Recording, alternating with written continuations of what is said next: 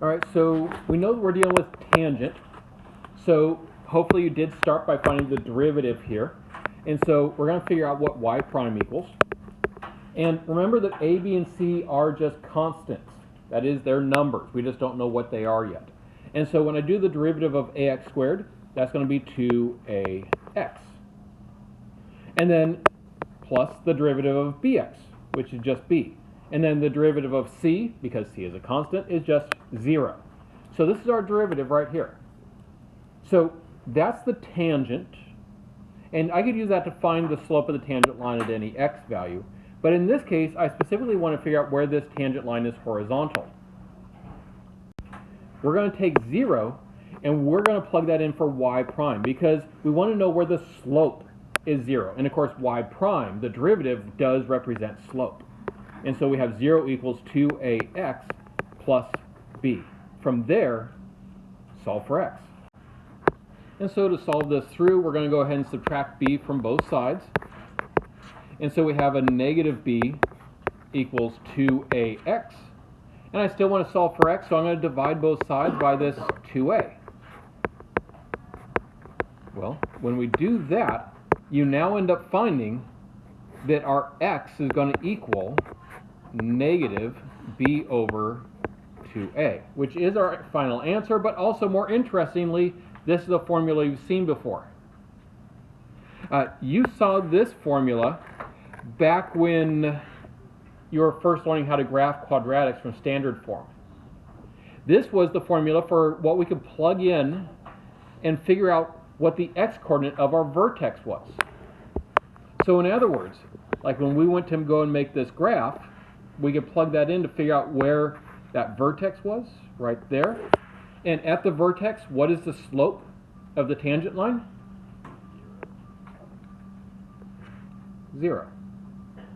This is where that formula comes from, is because we are able to find the derivative and then solve it for figuring out where that tangent line is horizontal. That's where that formula that you learned years ago came from. Please read through this problem, even write it down here, and then we're going to talk through some of these questions and then put this to some use here, because we're now going to start seeing how we can apply our derivatives to some more real-world situations.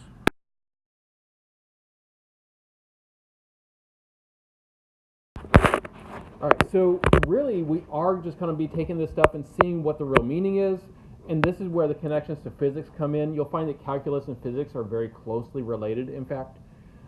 So let's take a look and start figuring out some of the answers to these questions so we can understand what is really happening here when we start taking derivatives. So first of all, what are the units for h in this particular problem?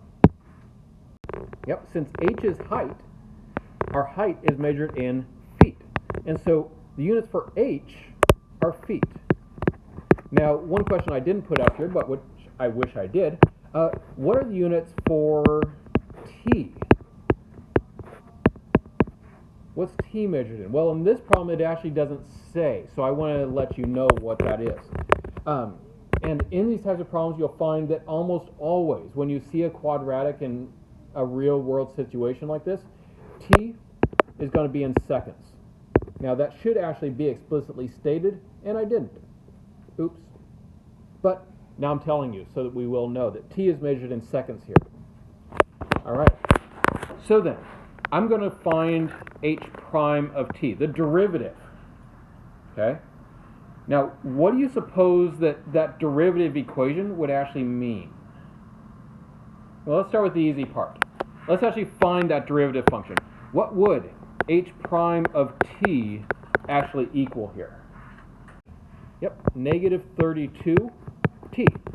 Okay, so that's our derivative. There, we're just following the power rule like we know, but now we got to actually think about what could that mean here. So let's think about what derivative is meant so far. We use it to find like the tangent line to a curve, right? And if I'm looking at this equation, I can see that this curve, it would be a parabola that's opening downward. If I'm finding the derivative at some point there, I'm finding the slope of the tangent line. Well, slope, right? Slope, I mean, if we go way back when, slope is rise over run. I want to use something maybe a little bit more technical here. We also saw that slope is like delta y over delta x. You know, the change in y over the change in x.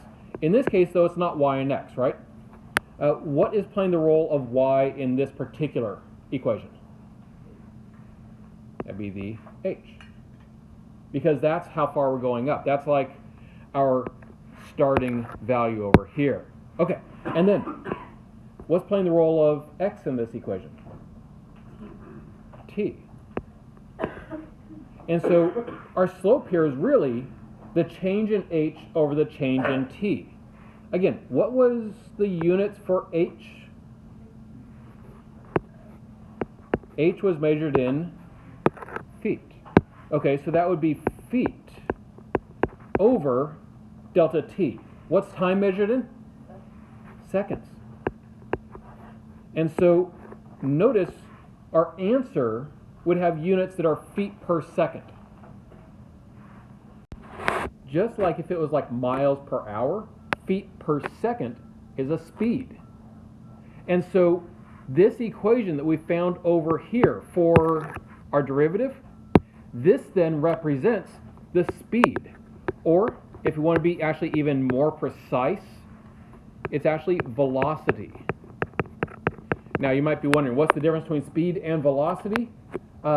Basically, they are the same thing, except speed is always positive and velocity can be negative. So velocity considers direction, whereas speed just is kind of just a raw how fast are you going in any direction. All right, we're going to do the same thing here now with our h double prime. We're going to figure out what the second derivative is all about here. And we'll start again with something nice and easy. We'll start with just finding the equation for h double prime of t. Okay, so then this is going to be just negative 32. No more t in this one. So h double prime of t equals negative 32. But again, now we have to think about what does that really mean. If I go back to think about the same way that I did my slopes up here, I can actually do that. I can think about what this would be here. So in this case, my slope would represent, well, it was the change in h prime over the change in t in this case. Because since it's the derivative of the derivative, my starting function was the derivative. Hence why it's the h prime on top instead of just h. All right, now we got to think those units again. So the units for h prime, we just saw those up here. We saw that was feet per second. So it's going to be feet per second, but then that's actually over something. It's over delta t, and t, of course, is measured in seconds. And so it's going to be feet per second. And yes, that's actually a unit. You will see this written a few different ways as you go forward. You'll see it written as feet per second. But while that's really what it means, you know, mathematicians, they love to shorthand things, right? So rather than saying per second, what they say is feet per second squared. And of course, there's nothing magical about writing it with the slash there. If you write it as feet over second squared, that is, of course, meaning the same thing. And so this is the units then on this equation. It's feet per second squared. And that's what that whole second squared things that you see come up is. It means that it's per second. All right, so one last thing though. Now that we know the units, what could this possibly mean? Well, we're looking to see how fast our velocity is changing over time. What do we call how quickly, like, our speed is changing? Acceleration. Yep. That's what this is. This is indeed acceleration.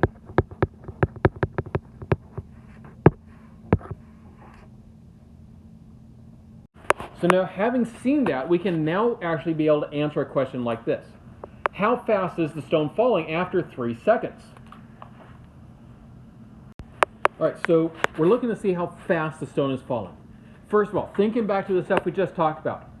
does that mean that I'm going to be using h of t, h prime of t, or h double prime of t to figure this out? Well, h represents the height. If I figure out the height, does that tell me how fast it's going? No. So it can't be that one. H prime of t, we found that was velocity. Does velocity tell me how fast it's going? Yes, it does. And so that's going to be my winner. Remember that h double prime told me the acceleration, and I'm not looking for the acceleration here, I'm just looking for the velocity, speed basically here. All right, so then, I'm going to go back to my h prime of t equation, so we already found that. Oops, there we go. And that was negative 32t. And I want to see what's happening after 3 seconds, so that means I'm going to be doing h prime of 3. So we're going to do negative 32 times the 3. And so then h prime of 3 then is going to equal a negative 96. And this is talking about how fast it's actually going. So I need to include units with my answer, right? What are the units on my negative 96? Yep, feet per second. Now, as you take a look at this work, sometimes it can be a little bit awkward to always just be using h of t, or h prime specifically. We actually are okay if we switch up the notation with some of these problems. So one of the things that you'll see happen is you'll see h prime of t actually be rewritten as v of t, representing the velocity at t. Or you'll also see h double prime of t being represented as a of t, because it is, of course, the acceleration at t. And so we're totally allowed to go ahead and do some of that, specifically just because it is working with the acceleration and the velocity and all that. In fact, it could be worth putting this into your notes with some of the other little details here, including the fact that position, strangely enough, is often used as s of t to represent it. In this last problem, we were doing height, so it was h. But if we're just talking like a generic position that's not a height, we tend to use s of t, not like p of t. All right, so basically what you got here off of these notes is just kind of a summary of a lot of what we were just talking about, how we can find those by doing like the derivative of the original function to get velocity, second derivative to get acceleration, and how, yes, we can use some of these different ways of writing that to represent what's going on there. All right, so now let's practice this with one more. So go ahead and take a moment, write down this problem, and then see how much of it you can figure out as well, and then we'll go through it together to answer any little questions that are coming up.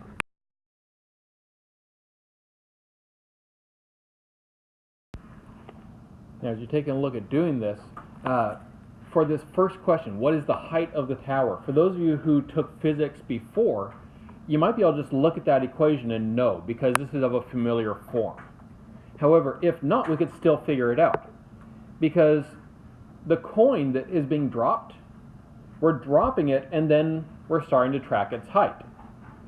So what is the time at which the coin is dropped? What would the t value be when we first let it go? 0. And so if we can figure out what the height is when t equals 0, we know the height from which it was dropped, and therefore we know the height of the tower. All right, so when you plug 0 into our h of t function, we end up getting just 56.7. And yes, this is actually talking about the actual height, so you do want to include your units. So include the fact that this is in meters.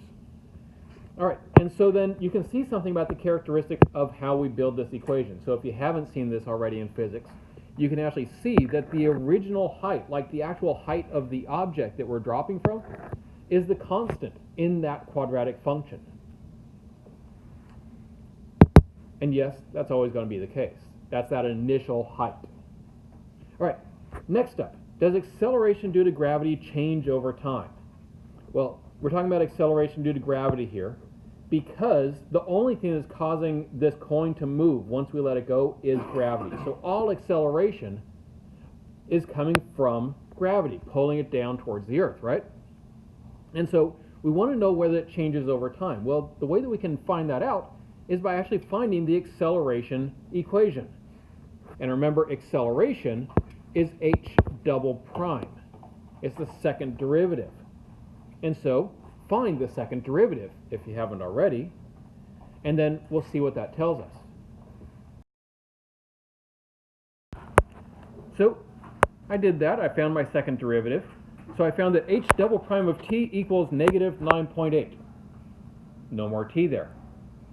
So does the acceleration due to gravity change over time? No.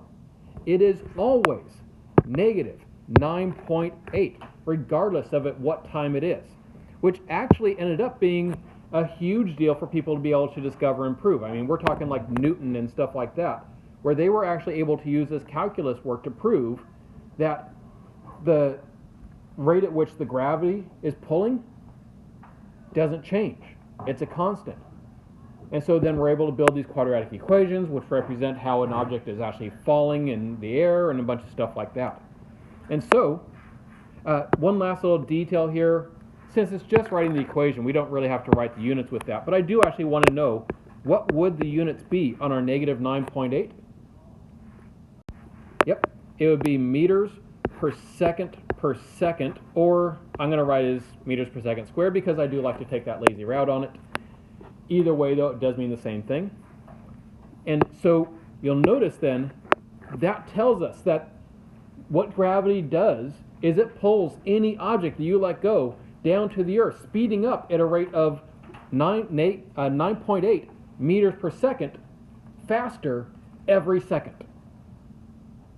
And that's what acceleration really means, is every second, just how much of a difference in velocity are we getting. The last thing is, we've touched on a few of these ideas about how we're using derivatives, and you'll find that it comes up in tons and tons of other ways.